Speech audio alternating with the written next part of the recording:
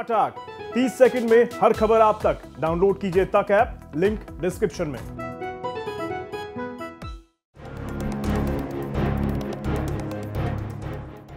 भारतीय रुपए के अच्छे दिन नहीं चल रहे। डॉलर के मुकाबले ये लगातार टूटता जा रहा है। आलम यह है कि इस साल अक्टूबर से दिसंबर महीने में ये एशिया के 48 देशों में सबसे कमजोर करेंसी में से एक बन गया है।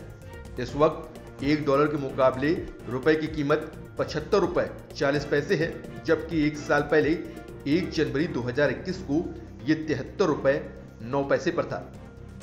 रुपए को डॉलर के सामने टिके रहने के लिए रिजर्व बैंक का सहारा लेना पड़ा है, लेकिन सिर्फ दिसंबर ही नहीं बल्कि पहले भी रिजर्व बैंक रुपए की मदद के लिए आगे आया है।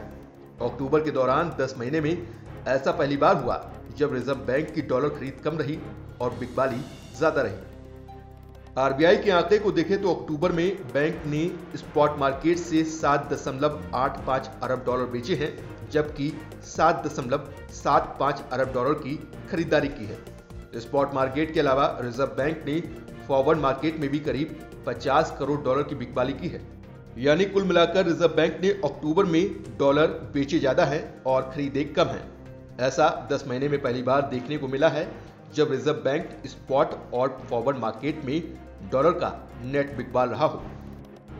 लेकिन अब सवाल यह है कि आखिर डॉलर के सामने भारतीय रुपया थर-थर कांप क्यों रहा है। दरअसल भारतीय रुपए में गिरावट की 3 बड़ी वजह है।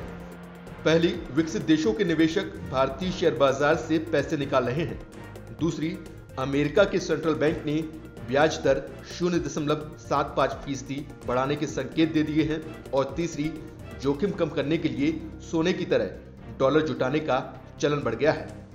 रुपए पर दबाव कम करने में रिजर्व बैंक की खासी भूमिका होती है। आमतौर पर आरबीआई रुपए में गिरावट को थामने के लिए स्पॉट मार्केट में हस्तक्षेप करता है। आरबीआई अमेरिकी डॉलर को बेच देता है। हालांकि ऐसा करके वो रुपए में तरलता को बढ़ा या फिर घटा देता है।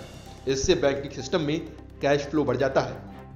रिजर्व बैंक पर रुपए को सहारा देने का तभी से दबाव बन गया था जब से अमेरिकी सेंट्रल बैंक फेडरल रिजर्व ने बॉन्ड खरीद घटाने के संकेत दे दिए थे।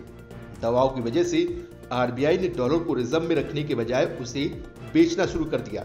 यही कारण है कि सितंबर में हमारे विदेशी मुद्रा भंडार में ज्यादा उछाल नहीं आया। लॉकडाउन के बाद भारतीय कारोबार बंद रहा। इस दौरान सामानों का निर्यात नहीं हो पाया।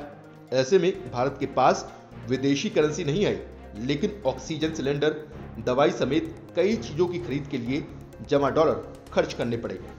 ऐसे में आगे चलकर महंगाई नई चुनौती न बन जाए, इसी को ध्यान में रखते हुए रिजर्व बैंक समय समय पर रुपए का बचाव करता है और डॉलर बेचता रहता है।